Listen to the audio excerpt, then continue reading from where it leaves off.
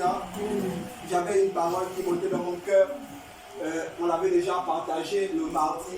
Et pendant la semaine, j'avais comme quelque chose pour moi qui me disait insiste sur le message.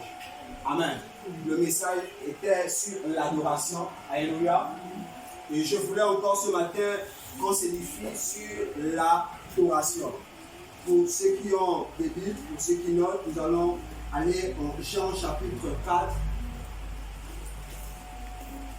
du verset 20 au verset 24.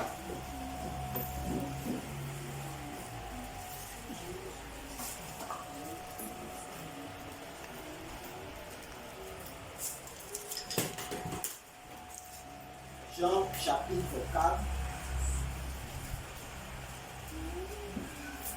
verset 20 à 24. Je lis la parole de Dieu à Jean chapitre 4, verset 20 à 24. Nos pères ont adoré sur cette montagne. Amen. Et vous dites, vous, que les lieux où il faut adorer est à Jérusalem. Femme, lui dit Jésus, crois-moi, l'heure vient où ce ne sera ni sur cette montagne, ni à Jérusalem, que vous adorerez le Père. Vous adorez ce que vous ne connaissez pas. Nous adorons ce que nous connaissons, car le salut vient des Juifs.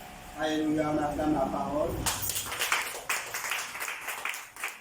Alors ici, c'est Jésus et la femme samaritaine. Amen. Alors Jésus entre en conversation avec la femme samaritaine en Jean chapitre 4 à partir du verset 20. Il est dit ici au verset 20, nos pères ont adoré, c'est Jésus qui parle, dit à la femme samaritaine, nos pères ont adoré sur cette montagne et vous vous dites que, non, voilà, c'est la femme samaritaine qui parle, nos pères ont adoré sur cette montagne et vous vous dites que le lieu où il faut adorer, c'est à Jérusalem. Verset 21. Femme, lui dit Jésus, crois-moi, l'heure vient où ce sera ni sur les montagnes, ni à Jérusalem que vous allez adorer le Père. Verset 22.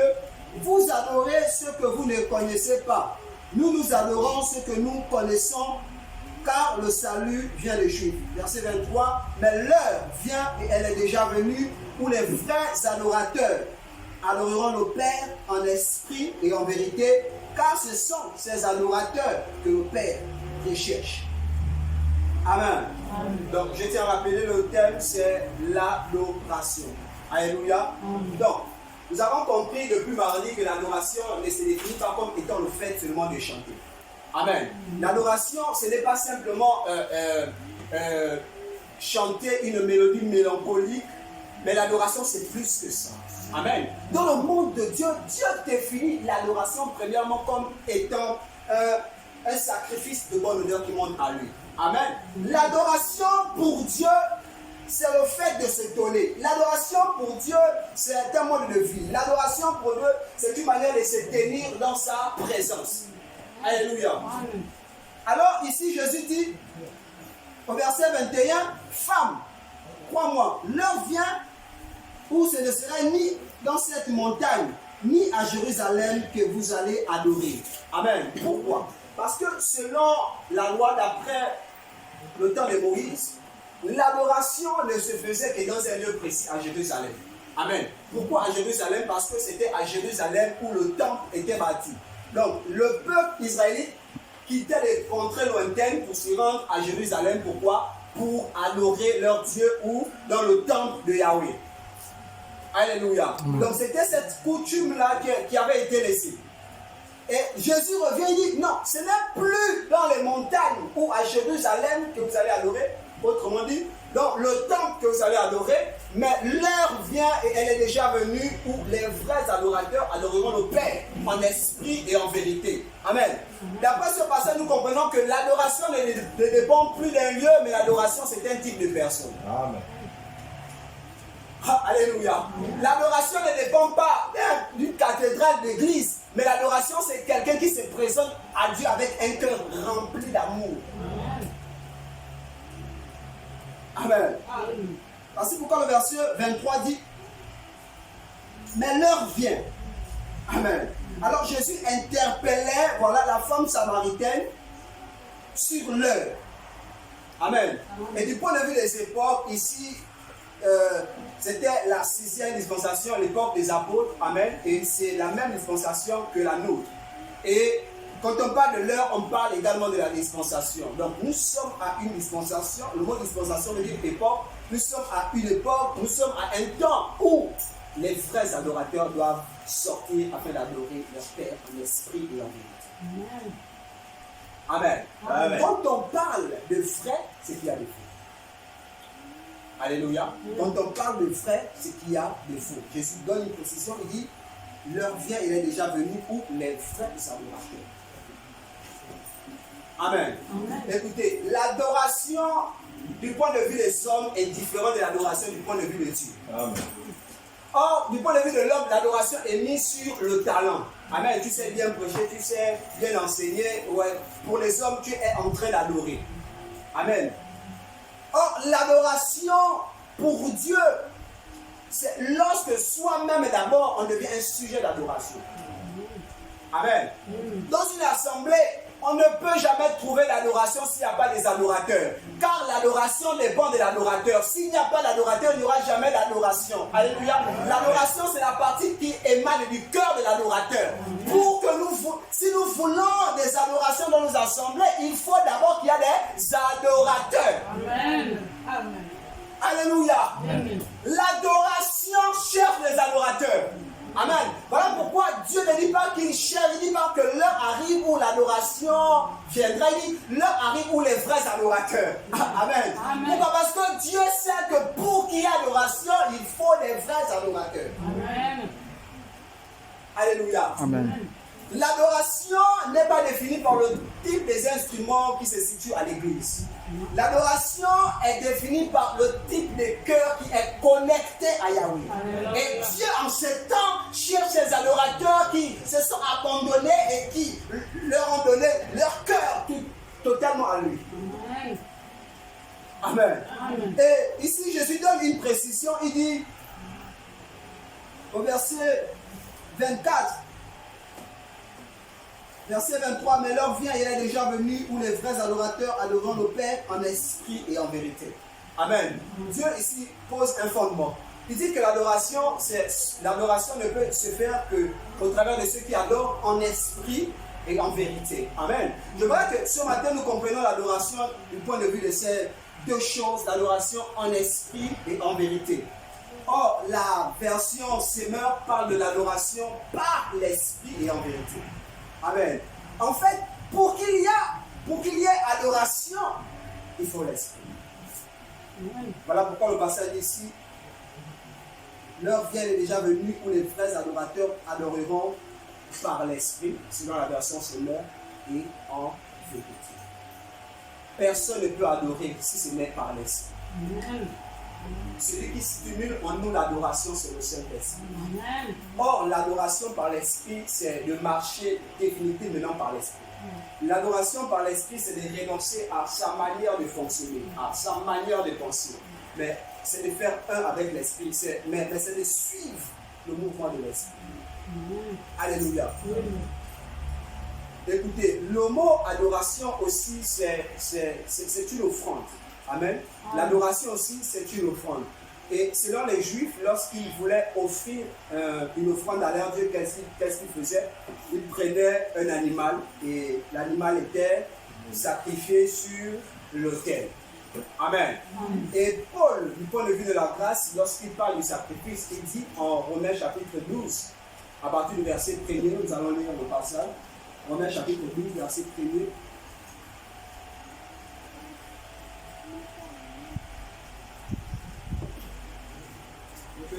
Oui.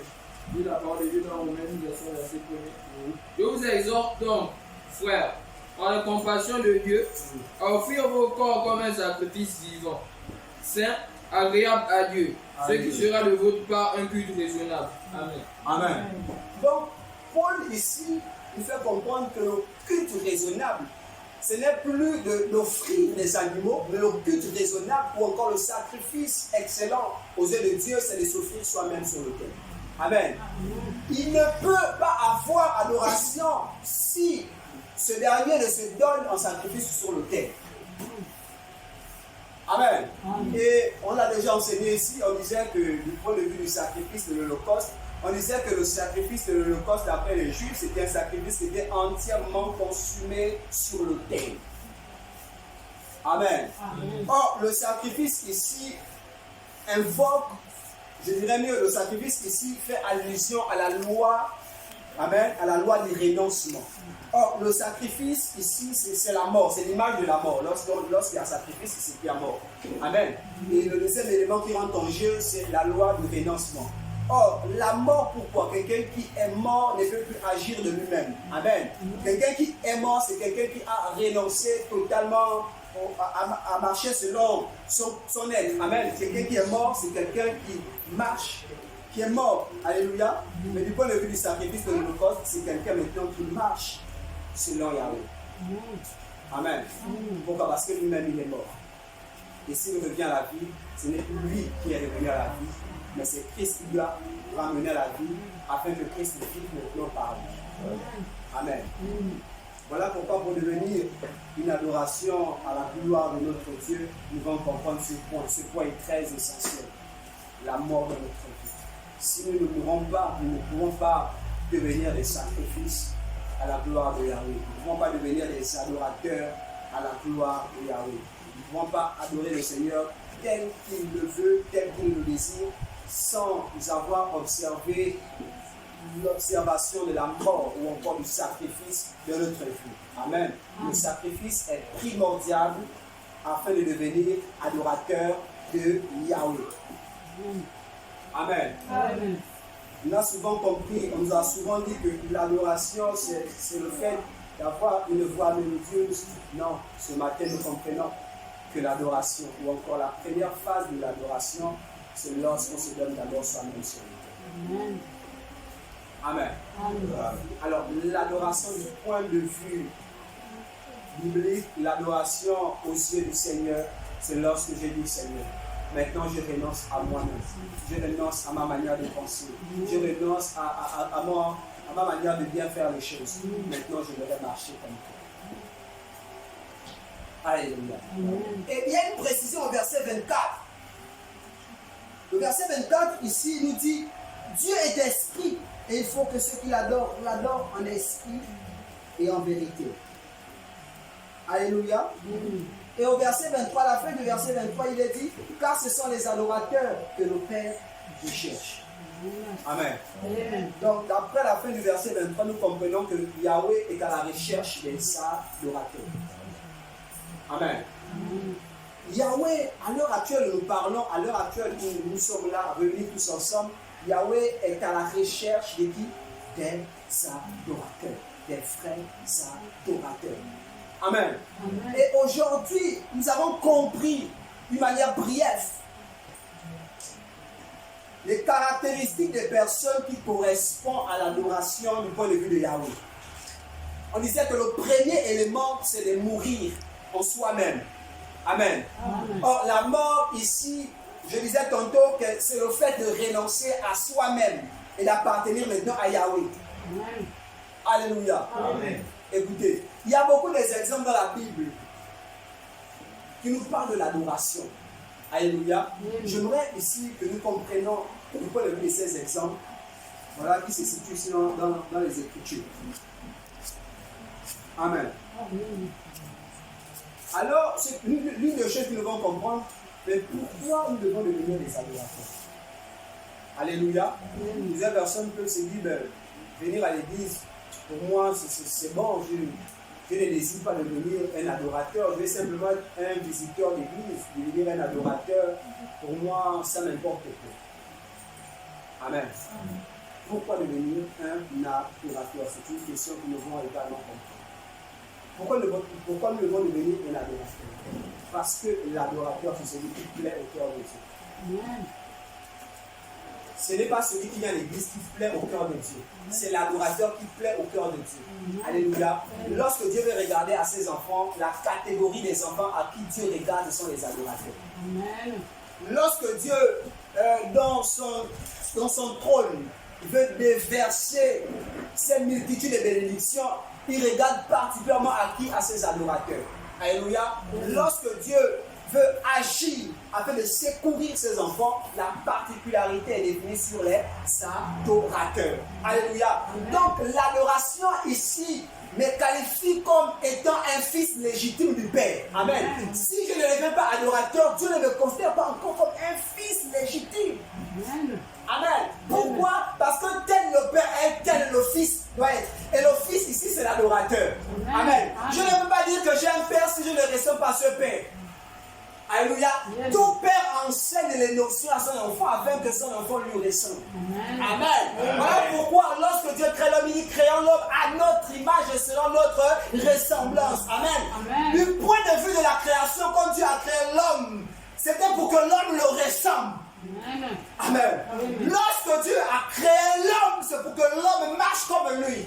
Amen. Et bien on disait que l'image ici, c'est quoi l'image? La Bible dit selon Colossiens chapitre 2 que Christ est l'image du Dieu invisible. Amen. Donc l'image du Dieu invisible, c'est Christ en nous au moyen de l'Esprit. Amen. Et la ressemblance, je pris un exemple, mardi, qu'on ne peut dire que deux personnes se ressemblent que lorsque ces deux personnes ont des critères qui se correspondent. Alléluia. Et la partie qui témoigne que nous ressemblons au Seigneur, c'est lorsque la vie de Dieu est visible au travers de nos yeux. Ainsi, on peut qualifier que telle personne est à la ressemblance de son maître. Alléluia. Nous sommes à un temps où nous devons plus simplement aller à l'église. Nous sommes à un temps où nous devons ressembler au Père. Amen. Parce que le fait d'aller à l'église, tu peux être dans une situation où tu vas être surpris, mais j'étais tous les jours à l'église, mais pourquoi je suis pas allé au ciel? Parce que tu ne ressemblais pas au Père. Or, il n'y a que ceux qui ressemblent au Père qui sont qualifiés comme étant les adorateurs. Nous sommes à un temps où Dieu recherche les adorateurs, et l'adorateur, c'est celui qui ressemble à son Père. Amen. Alléluia. Amen. Alors, frères, sœurs, ce matin, nous devons comprendre l'importance de l'adoration, l'importance de devenir adorateur. Il est important pour nous de devenir un adorateur. Amen. L'adoration, tu vois, l'adoration, c'est un peu semblable au roi mage. La Bible nous dit, alors que les rois mages ont observé le ciel et ils ont constaté qu'il y avait une étoile dans le ciel. Et l'étoile là les indiquait le lieu où le roi des Juifs devait naître. Alléluia. Et lorsqu'ils sont partis, ils ont suivi l'étoile. En suivant l'étoile, certains avaient des objectifs de penser que l'étoile devait les conduire ou dans un château, dans un chalet, dans une résidence. Pourquoi? Parce que l'étoile définissait le roi. Et lorsqu'ils sont partis, et l'étoile les a conduits où? L'étoile les a conduits dans une bergerie. Amen. Et lorsqu'ils sont arrivés à la bergerie, leur regard n'était pas focalisé sur le lieu ou sur l'endroit. Leur regard était focalisé sur celui qui était dans le lieu. Amen. Enfin, l'adoration ne regarde pas le lieu ou l'endroit, l'adoration regarde celui qui est dans le lieu. Amen. Regarde, quelqu'un qui n'est pas un adorateur se fixe sur le lieu. Amen. Pourquoi? Le fait de se fixer sur le lieu définit encore que son regard est encore charnel. Amen. Mais l'adorateur, frère, l'adorateur, même si c'est dans une maison en feu, si le roi est là, je me prosterne et je l'adore. Alléluia. Le roi n'était pas assis sur un trône. Amen. Le bébé était assis où? Sur une table. Et le bébé étant sur la table, quel est le geste que les rois mages ont fait? Ils se sont prosternés et ils ont donné la myrrhe, l'encens et l'or. Amen. L'or est l'image de la gloire. Amen. Ils ont donné gloire et honneur. Pourquoi? Parce que le plus important, ce n'était pas ceux qui étaient autour d'eux. Le plus important, c'était celui qui est là en ce lieu. Amen. Le plus important dans ma vie, ce ne sont pas les circonstances, ce ne sont pas les temps difficiles que je passe. Le plus important, c'est que je reste connecté tout en ayant une position d'adorateur. Tant que je suis adorateur, cela me suffit. Amen. Que les circonstances ne t'arrachent pas ta position d'adorateur. Que les événements ne t'arrachent pas ta position d'adorateur. Reste ta position d'adorateur, car celui qui a voulu que tu sois un adorateur va te lever au moment opportun. Amen.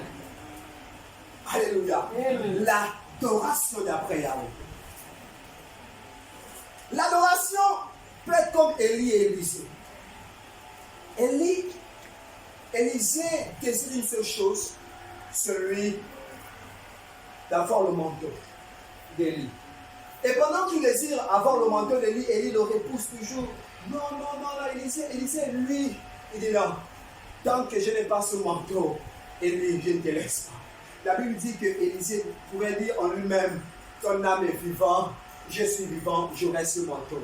Alléluia. Un adorateur ne se décourage pas face aux situations qui sont dans sa vie, face aux événements, face aux blocages, face à ce qui peut repousser l'homme. Amen. On peut repousser la chair, on peut repousser, c'est-à-dire, on peut repousser quelqu'un du point de vue des choses charnelles, mais personne ne peut repousser un adorateur, car un adorateur a un objectif bien précis à recevoir.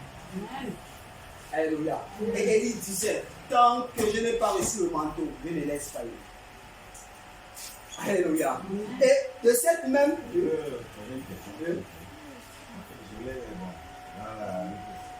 l'assemblée, savoir quels sont les critères de l'adoration et comment faire pour ressembler à nous. Alléluia. Amen. Je peux le passer, on va aller en Genèse, le passage toujours plus.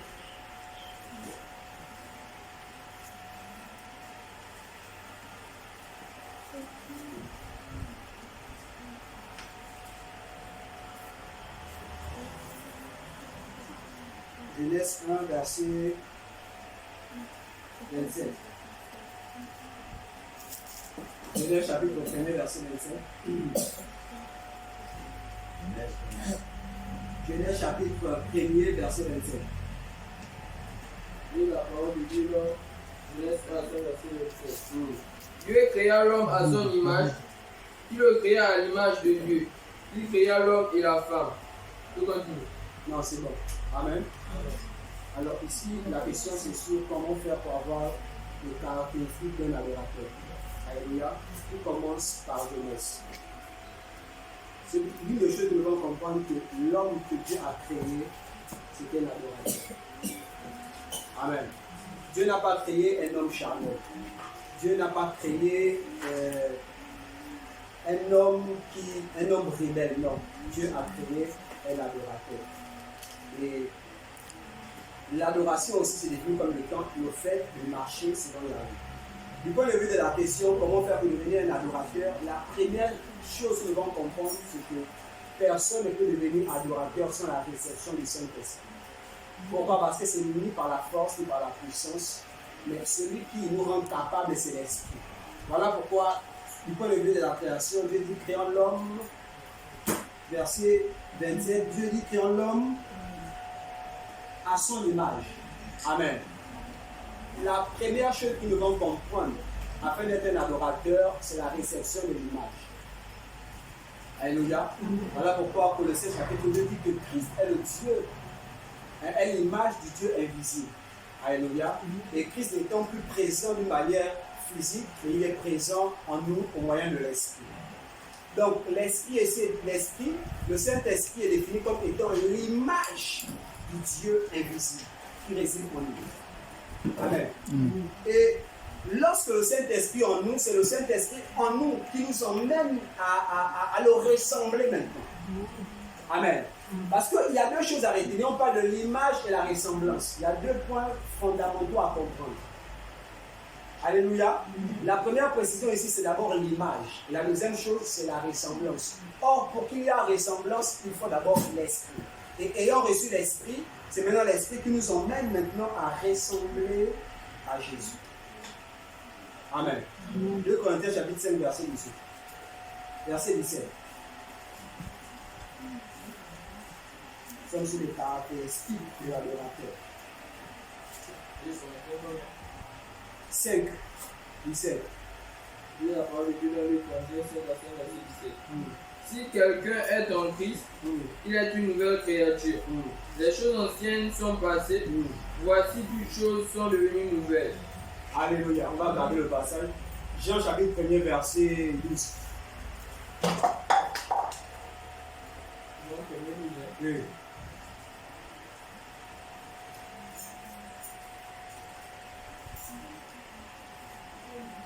Dit la parole de Dieu dans Jean 1er à son verset 12. Mais à tous ceux qui l'ont reçu, à ceux qui croient en son nom, C'est bon là-bas. La première chose, la première précision ici, c'est la réception. Amen. Et quand on parle de recevoir, ici, recevoir quoi? L'image, le Saint-Esprit. Alléluia. Ça vient encore pour attester que personne ne peut devenir adorateur sans avoir l'Esprit. Or, on devient adorateur uniquement par le moyen de l'Esprit. mais à tous ceux qui l'ont reçu, à ceux qui croient en son nom, elle a donné le pouvoir de devenir enfants de Dieu, lesquels sont nés. Alléluia. Amen. Maintenant, c'est l'Esprit en nous qui nous donne maintenant le pouvoir de devenir enfant de Dieu. Alléluia. Mais comment savoir que telle personne est devenue enfant de Dieu? En vérité, un véritable enfant de Dieu, c'est un adorateur. Remplaçons le mot enfant de Dieu par adorateur. Comment savoir que telle personne est un adorateur? Alléluia. Lorsque le Saint-Esprit rentre en nous, c'est pour accomplir 2 Corinthiens chapitre 5, verset 17. Frère, prends le passage. Si quelqu'un est en Christ, il est une nouvelle créature. Les choses anciennes sont passées, voici toutes choses sont devenues nouvelles. Alléluia. Lorsque quelqu'un est en Christ, Amen. La Bible définit le Saint-Esprit comme étant le gage du salut. C'est le Saint-Esprit en nous qui vient témoigner maintenant que nous ne sommes plus du monde. Alléluia. Que nous sommes maintenant en Christ. Et lorsque le Saint-Esprit est en nous, Amen, il nous emmène à marcher en nouveauté de vie. Alléluia. C'est le Saint-Esprit qui te dit là, ce que tu faisais autrefois, ce n'est plus bien. Marche maintenant comme ça. Marche maintenant comme ça. Alléluia. Et le comme ça ici, c'est du point de vue de la parole. C'est l'observation de la parole. Le Saint-Esprit ne peut jamais t'emmener à observer des choses qui ne le glorifient pas. Le Saint-Esprit va t'emmener uniquement dans l'observation de la parole. Alléluia. Et le premier élément que le Saint-Esprit stimule dans ton cœur, c'est d'abord la séparation avec le monde. Amen. La première chose que le Saint-Esprit instaure dans ton cœur, c'est la notion de la séparation. On a compris que pour qu'il y ait adoration, il faut d'abord séparation. Amen. Parce qu'un païen ne peut pas adorer. Un païen s'adore lui-même. Or, l'adorateur ne s'adore pas, mais il adore celui qui doit être adoré, Yahweh. Alléluia. Or, la reconnaissance que Yahweh doit être celui qui est adoré ne peut être reçue qu'au travers de l'Esprit. Amen. Et lorsque tu as le Saint-Esprit, tu ne vas te donner la première place. Parce que l'adorateur, c'est celui qui prend toujours la seconde place. Amen. Regardez un peu l'image du point de vue d'Apocalypse au travers des 24 vieillards. Amen. On parle de 24 vieillards, frère. Des personnes qui étaient couronnées. Mais lorsqu'ils ont vu le roi, chacun a déposé sa couronne. Amen. C'est l'attitude d'un adorateur. Un adorateur, lorsqu'il s'agit d'adorer son Dieu, il laisse d'abord sa couronne. Et la couronne est définie comme étant tout ce que nous possédons, comme étant l'ensemble des talents que nous pouvons avoir. Lorsqu'il s'agit d'adorer, on laisse tout. Amen. Alléluia. C'est bon, on va vérifier, on continue. Amen. Il y a encore une question. Donc voilà, nous sommes sur l'adoration.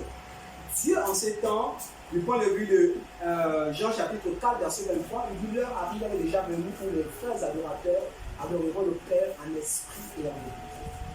Amen. Or, l'adorateur n'est pas forcément parfait, mais l'adorateur connaît la place qu'il mérite, et la place que Yahweh mérite dans sa vie. L'adorateur sait que je me dois de ne plus vivre de moi-même. Je me dois de laisser vivre Yahweh. L'adorateur, c'est celui qui sait s'abandonner. L'adorateur, c'est celui qui sait revenir lorsqu'il faut. L'adorateur, c'est celui qui sait dire à Yahweh, Yahweh, j'ai besoin de toi. Alléluia. L'adorateur. L'adorateur, c'est un peu comme David. Alors qu'au-dedans de lui, il sent que tout en lui n'a pas envie d'adorer.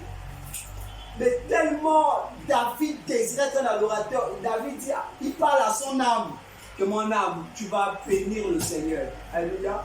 Et au jour d'aujourd'hui, lorsqu'on chante ce chant, mon âme bénit le Seigneur, on ne sait pas dans quel contexte Yahweh est, dans quel contexte David parlait ainsi. Amen. C'était une lutte en lui, avec la chair. Mais David dit non, mon âme, tu vas bénir le Seigneur. Amen. Un adorateur, c'est quelqu'un aussi qui part contre sa propre volonté. Un adorateur, c'est quelqu'un qui part contre ses envies afin de glorifier la décision de Yahweh. Alléluia. Un adorateur, ce n'est pas quelqu'un qui marche à bon. J'ai envie de faire ça, non. Un adorateur ne marche plus selon les envies. Un adorateur ne marche plus selon le moi. Moi, je n'ai pas quoi me faire ça. Moi, j'aime, moi, c'est ceci. Moi, c'est là, non. Un adorateur marche du point de vue de la parole. Quand on est mort, on laisse celui qui doit vivre en nous. Alléluia. Nous connaissons toute cette parole de Paul, que ce n'est plus moi qui vis, mais c'est Christ qui vit en moi. Amen. Nous devons tous parler comme Paul. Si nous voulons devenir adorateurs, nous devons tous parler comme Paul. Ce n'est plus nous qui sommes censés vivre, mais c'est Christ maintenant qui vit en nous. Alléluia. Les choses ont commencé à bouger dans l'église lorsque les enfants de Dieu vont prendre une position d'adorateur. Amen. Nous allons plus trop forcer dans le culte lorsque nous allons prendre une position d'adorateur. Alléluia. Je vais certainement vous choquer. Un adorateur, ce n'est pas quelqu'un qui vient donner un message forcément qu'il a travaillé à la maison. Tu peux méditer, c'est une bonne chose. Mais quand tu viens à l'église, demande au Seigneur la pensée du sujet. Alléluia. Amen. Voilà. Parce que l'adorateur ne marche pas selon lui. L'adorateur est défini comme étant un simple vase. Ah Seigneur, tu m'as fait la grâce d'être au milieu de ton peuple. Quel est le type de message que tu voudrais que je communique à ton peuple? Voici l'adorateur. Alléluia. Un adorateur, ce n'est pas quelqu'un qui programme les choses. Que bon, aujourd'hui là, séminaire, tout le monde est guéri. Mais est-ce que le Saint-Esprit a dit que tout le monde est guéri? Alléluia. C'est tellement le Saint-Esprit que tout le monde change. Alléluia. Donc voici l'adorateur. Voici l'adorateur. L'adorateur ne peut faire une chose si le Saint-Esprit ne lui emmène à faire cette chose. Alléluia. Voilà pourquoi dans nos vies nous enregistrons certains échecs. Or, l'échec ici parfois est défini comme étant le fait que sa propre volonté est encore mentionnée. Et lorsque notre volonté est encore mentionnée, nous allons aller d'échec en échec. Or, la voie du succès ou de la réussite ne peut se faire que celui qui emprunte le chemin qui a été donné par l'Esprit. Si nous voulons voir la gloire de notre vie, renonçons à nous-mêmes et marchons selon l'Esprit. Amen. Car celui qui connaît la route avec une certaine précision, c'est le Saint-Esprit. La route de notre destinée est mieux comprise qu'au travers du Saint-Esprit. Alléluia. Du point de vue de l'adoration, nous devons comprendre que nous devons renoncer totalement au travers de nos modes de fonctionnement. C'est vain du point de vue de l'adoration. Alléluia. Nos magnétismes charnels ne peut nous emmener à adorer Yahweh. Une seule chose peut nous emmener à adorer Yahweh, c'est de s'abandonner au Saint-Esprit. Amen. Amen. Écoutez, voilà pourquoi dans l'église, il y a des personnes qui ont du mal à abandonner le péché. Vous connaissez pourquoi? Parce que ces catégories de personnes marchent dans la force. Aujourd'hui, puis Seigneur, je ne veux plus. Il prie. Demain encore, allez. Il retombe encore, il revient, il prie encore, il retombe encore, il revient, il prie encore, il tombe encore. Amen. Le fait que ce dernier a du mal à se séparer du péché, c'est parce qu'il est encore attaché à ses propres forces. Amen. Or, le détachement des mauvaises œuvres ne peut s'effectuer qu'au travers de ces personnes, je dirais mieux de ces adorateurs, qui s'abandonnent au Saint-Esprit. Amen. Lorsque tu sais que la tentation qu'on a à ta porte, crie au Saint-Esprit, Saint-Esprit. Non, je n'ai pas envie de mettre un système dans ma tête, Saint-Esprit. Je ne peux pas le dire. Alléluia. Et du fait que tu laisses au Saint-Esprit la place, tu vas ressentir en toi comme un refroidissement de la tentation. Alléluia. Pourquoi? Parce que tu as donné place au Saint-Esprit. Un adorateur, c'est quelqu'un qui donne le volant de sa vie à l'Esprit de Dieu, qui renonce Alléluia. De marcher selon lui-même. Il dit, Saint-Esprit, non, prends le volant de ma vie, de ma destinée, de mes projets. Alléluia. Pourquoi nous, les gens qui devons comprendre, c'est que le monde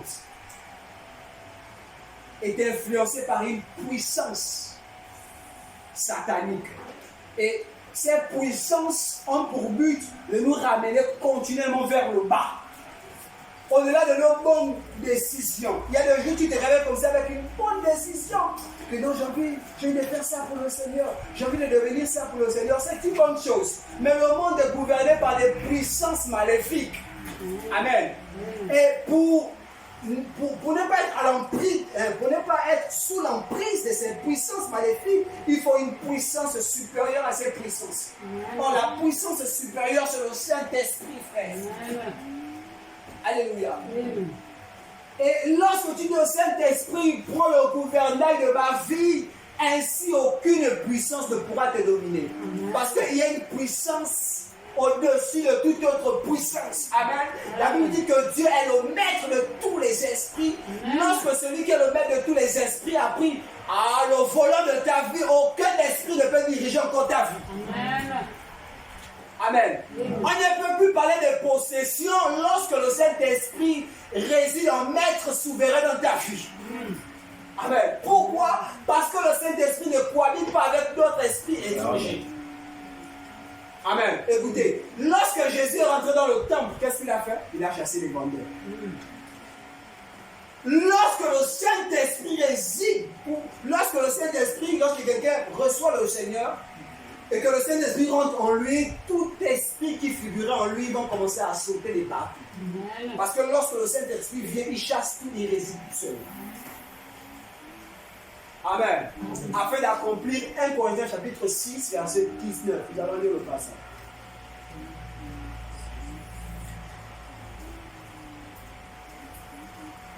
Un Corinthiens chapitre 6, verset 19. 1 Corinthiens 6, 19. Et la parole de Dieu dans 1 Corinthiens 6, verset 19. Ne savez-vous pas que votre corps est le temple du Saint-Esprit qui est en vous et que vous avez reçu de Dieu? Amen. C'est bon, frère. Alléluia. Ici on dit, ne savez-vous pas? Or, le plus souvent on emploie le mot ne savez-vous pas afin d'attirer notre attention. Amen. Certainement on ne le pensait pas. Mais Paul dit, ne savez-vous pas que votre corps est le temple du Saint-Esprit? Alléluia. On peut remplacer le mot temple par maison. Nous comprenons que le Saint-Esprit ne réside pas dans les arbres où le Saint-Esprit a son habitation au ciel. Le Saint-Esprit a pour habitation le corps du croyant.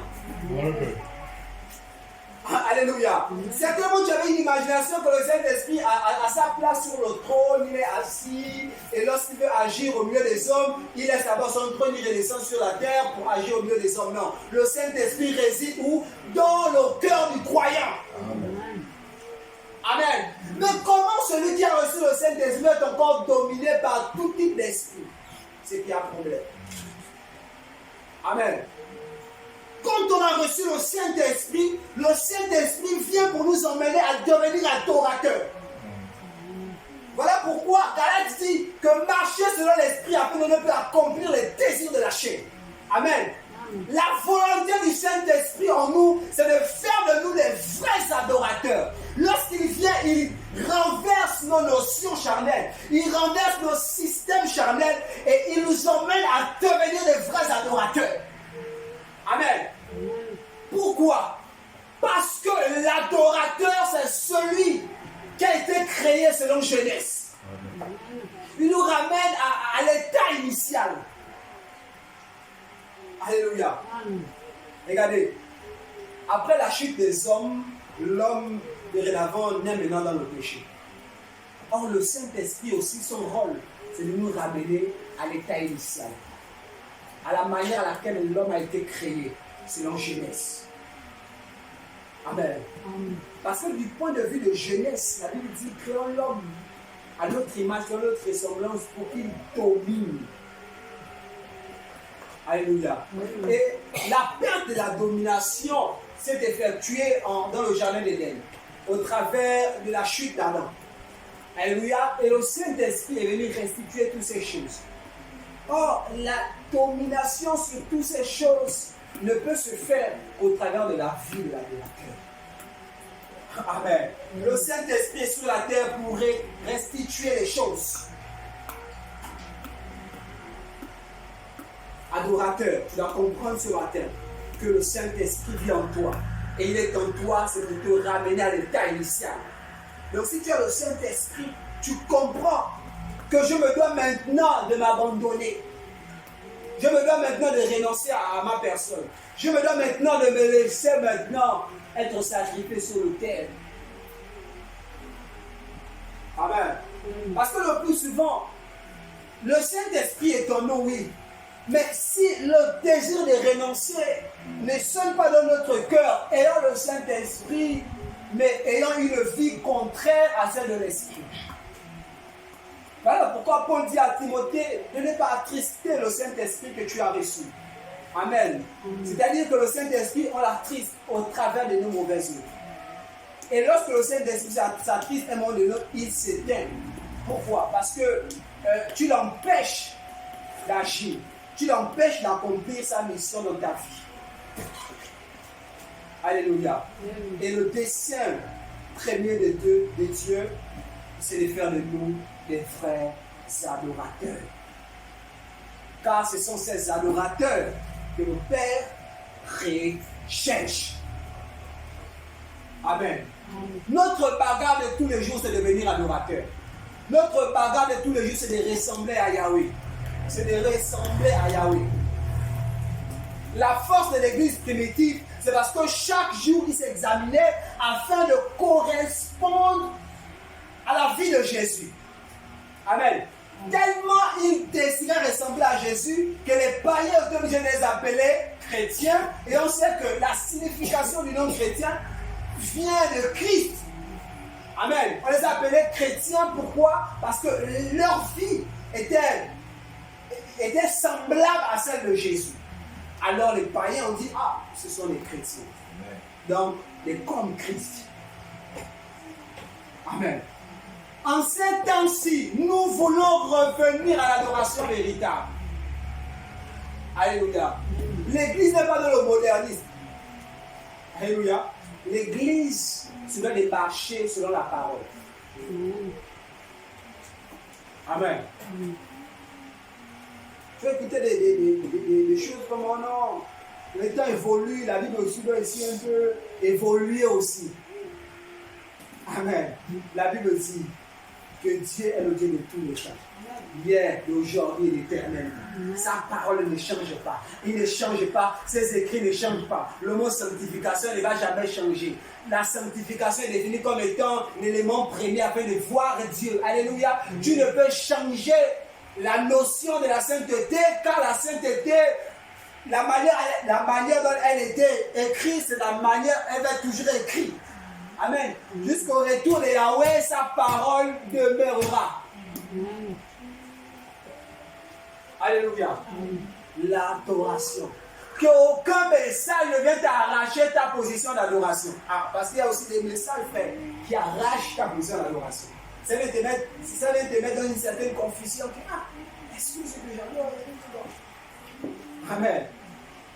Comprenez une chose, que l'adorateur, c'est celui maintenant qui ne vit plus et qui vit pour qui? Pour Christ. Amen. Une bonne précision pour Christ. Il n'est pas écrit pour un prophète, pour une certaine domination. Pour Christ, pour Yahweh. Alléluia. Ce qui me qualifie en tant qu'adorateur, c'est ma manière de m'humilier continuellement devant Jésus. Car c'est lui qui mérite la gloire. Amen. Le jeudi, pendant que je travaillais, il y a deux frères qui se sont approchés de moi. Et lorsqu'ils se sont approchés de moi, ils étaient en train de, je ne sais pas, ils étaient en train de, selon eux, de me prophétiser. Et il y a un qui me disait que non, mais quand je te vois là, tu es grand. Tu es grand. Je dis, ah, le Seigneur est grand. Le Seigneur est grand. Nous sommes que des hommes. Et il me disait, écoute, mais tu dois rentrer à la maison. Je suis déjà à la maison, mais encore rentrer à la maison quand même. Alléluia. Et il me disait, non, tu sais, c'est quoi ton nom? C'est quoi ton prénom? Moi, je me prénomme Joël. Non, ton prénom biblique. Ton prénom biblique. Et là, il parle avec l'autre. Il a demandé à l'autre, donne-le ton prénom biblique. L'autre a dit, moi c'est Luc. Et moi, l'autre disait, moi c'est le Samaritain. Quand il t'a arrêté, tu passais sur le chemin, il t'a arrêté. Moi, c'est moi le Samaritain. Alléluia. Ah, fin des temps quoi. Moi c'est Joël. C'est ça, parce que Luc, c'est le nom qui était par lui en donné. Et lorsqu'il a accepté Jésus n'a pas remplacé Luc par un autre nom. Luc, c'est le nom qu'on lui a donné. Alléluia. Dieu ne met pas l'accent sur le changement des noms, mais Dieu met l'accent sur le changement des vies. Amen. Dieu ne désire pas que tu vas changer ton nom à la mairie. Dieu veut que tu changes ta vie. Alléluia. Il y a trop des hérésies qui viennent nous déraciner de notre position d'adorateur. Or, le changement des noms, c'est encore quel doctrine. Alléluia. Mais j'étais là, j'étais en train de l'écouter, il me dit, tu sais, maintenant, au temps de Jésus, les gens croyaient en Jésus. Mais là, maintenant, nous sommes au temps d'un prophète. Amen. Son nom, c'est Mandong. Un nom sans comme ça. Je me suis dit que, il y a déjà même Dieu gabonais. Seigneur Jésus. Non, mais j'étais scandalisé. Mandong, c'est encore qui? Je connais les dieux congolais, les dieux ivoiriens, les bangistes, les kabous, tout cela, mais un dieu gabonais maintenant. Non. Ah oui, c'est informel. Non. C'est lui le Dieu de notre temps. Tu dois croire en lui. C'est le Dieu de notre temps. Ah bon? Moi, mon Dieu, il est le Dieu de tous les temps. Amen. Il n'y a pas de temps pour lui. Il est le Dieu de tout le temps. Il est le même hier, aujourd'hui, éternellement. Son nom, c'est Yahweh. C'est le nom au-dessus de tout autre nom. Pierre dit qu'il a reçu le nom au-dessus de tout autre nom par lequel tout genou fléchit et toute langue confesse. Amen. Ah, je ne rentrerai pas dans des dieux des temps et des circonstances. Moi, je rentre dans l'adoration du Dieu de tous les temps. Amen. Alléluia. C'est une confusion viendra te dire qu'il faut croire au prophète du temps, il faut croire au Dieu du temps. Non. Mon Dieu n'est pas dans le temps, mon Dieu est au-delà du temps. Amen. Parce qu'il est le maître du temps. Mais comment tu veux que j'adore un Dieu du temps alors que mon Dieu il est au-delà de tous les temps car il est celui qui a créé le temps. Amen. Oh. Mais ton Dieu est limité parce que ton Dieu il a un temps bien précis. Mon Dieu il n'est pas limité, il est sans limite, il est le Dieu de tous les temps. Amen. Amen. Son nom c'est Yoshua Mashiach. Amen. Alléluia. Amen. Il est celui qui reçoit toute la gloire. Amen. Amen. Et pendant ce temps, les frères sont en train de parler. Tu regardes, tu vois, ta petite structure là, non? Pour que ça marche bien, il faut que tu crois au nom du gars là. Le dit, je te dis la vérité. Il me montre un badge et tout, il me montre le logo de leur entreprise. Regarde, là, quand notre entreprise fleurit. En ce moment-là, on a l'argent. La sélection commence à rentrer. Je te dis que là, on peut faire quelque chose pour toi là. Il suffit seulement que tu adhères seulement. Il suffit seulement que tu adhères seulement à leur Dieu. En dos. Il change ta vie. Amen. Il change ta vie en 2, 4, 6. J'étais là, je me demandais. Non, il te dit la vérité. Quand c'est tu ne sais pas changer de là. Tu me dis seulement un mot et de là. Je te prouve que la société là, ça change. Parce que notre Dieu là, si tu veux, on peut aller et te montrer notre Dieu. Notre Dieu là, lui, on n'a plus besoin de travailler. Il nous donne le travail. Non, tu as plus besoin d'aller si. Lui, hein, il te donne le travail là. Il te donne le travail. Donc, les trucs encore d'aller sur site, les gars, mon frère qui l'a repris, il était sur site, il travaille à Berenfo. Il a démissionné de Berenfo, aujourd'hui, il a eu plus que ça. Parce que notre Dieu est celui qui donne le travail. Amen. Ok. Ton Dieu, il est celui qui donne le travail. Mon Dieu, il est celui qui m'a donné plus que le travail. Parce que le travail périt, le travail est terrestre. Et mon Dieu m'a donné au-delà du travail. Car lorsqu'il est venu mourir à la croix, c'est pour me donner quoi? La vie éternelle. Or, le travail a un temps. Et la vie éternelle, c'est pour toujours. Et entre la vie éternelle et ton type de travail qui veut me faire renoncer à la vie éternelle, il faut faire la vie éternelle. Car ton travail va m'amener à la voie de la perdition en enfer. Mais si je m'attache à la vie éternelle, je m'attache à l'éternité. Donc je renonce à ton type de travail qui veut me rendre milliardaire. Je m'attache à la vie éternelle. Acclame le Seigneur. Oh. Alléluia. Aucune séduction ne doit venir te séparer de ta position d'adorateur. Parce que dehors, il y a de lourds ravisseurs. Alléluia. Ils connaissent tes faiblesses. Ils connaissent tes manquements. Ils savent certainement que là, tu es certainement à la recherche d'un travail. Il viendra dans le but de te proposer le travail afin de te faire adhérer à ses propos. Alléluia. Au-delà de toutes ces choses, ton Dieu est vivant. Il peut donner au-delà de ce que tu t'imagines. Mais la condition, c'est de rester simplement à ses pieds. C'est de le glorifier. Amen. De la même manière qu'il agit avec Abraham, de la même manière il peut agir avec toi. La Bible dit qu'il dit à Abraham, Abraham, donne-moi seulement ton fils, ton unique fils. Alléluia.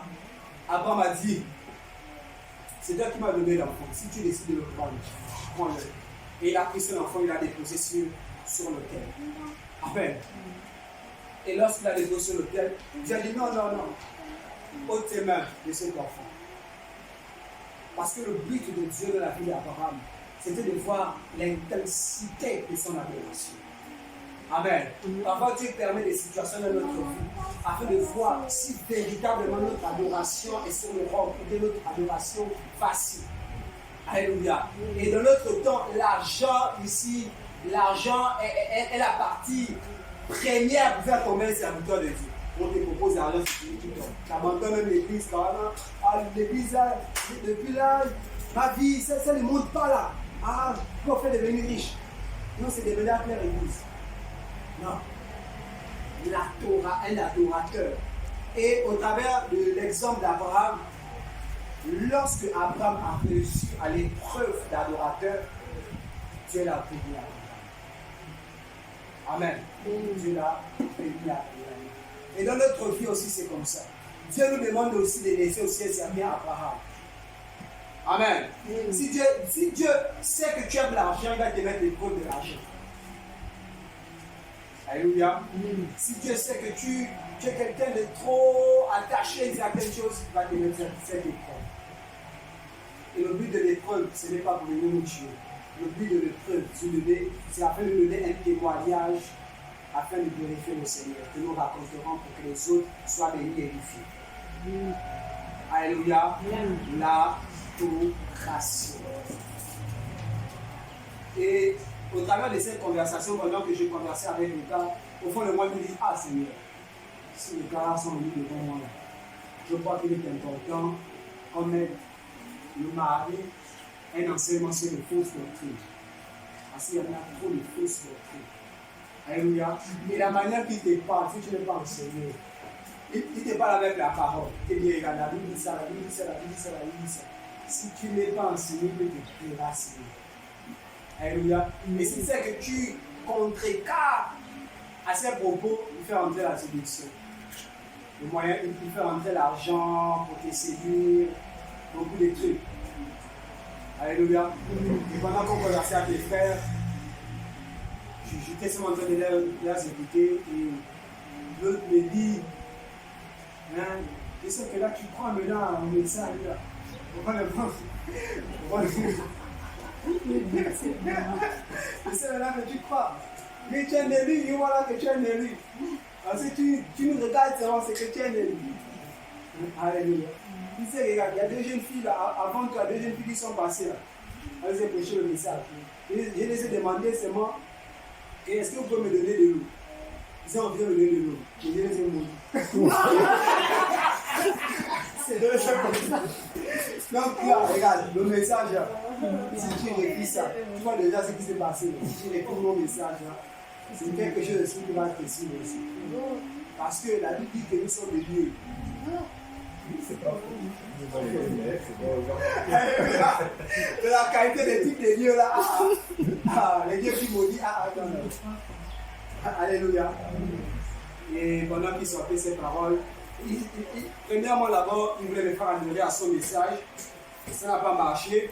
Il est passé par la séduction de l'argent, ça n'a pas marché. Maintenant, il voulait passer par la ruse, les malédictions pour me faire peur, pour que j'adhère. Ça n'a pas marché. Amen. Ce n'est pas parce que je suis fort, non. C'est parce que Christ est fort au travers de ma vie. Alléluia. La Bible dit que ce n'est pas un esprit de peur que vous avez reçu, mais un esprit de force par lequel vous criez à la paix. Alléluia. Aucune malédiction ne peut me faire peur, c'est ce qui est attaché sur le roc. Tu peux lancer toutes tes paroles de malédiction. Une malédiction sans cause et ni sans effet. Ça sort et ça part donc par le vent. Alléluia. N'ayons pas peur des paroles mensongères. Alléluia. Nous sommes assis en Jésus et aucune malédiction ne pourra nous atteindre. Parce que le roi des rois vit en nous. Amen. Alléluia. Nous sommes des enfants légitimes.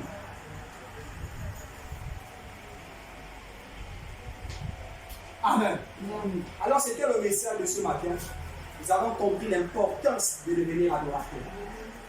L'importance, pourquoi Yahweh veut que nous devenions adorateurs. Nous avons également compris les caractéristiques qui définissent un adorateur.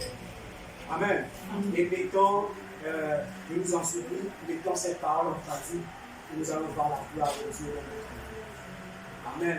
Parce que la gloire de Dieu n'est pas définie au travers des dîmes que nous payons, mais la gloire de Dieu est définie au travers de la mise en pratique de sa parole. Je vais acclamer le Seigneur.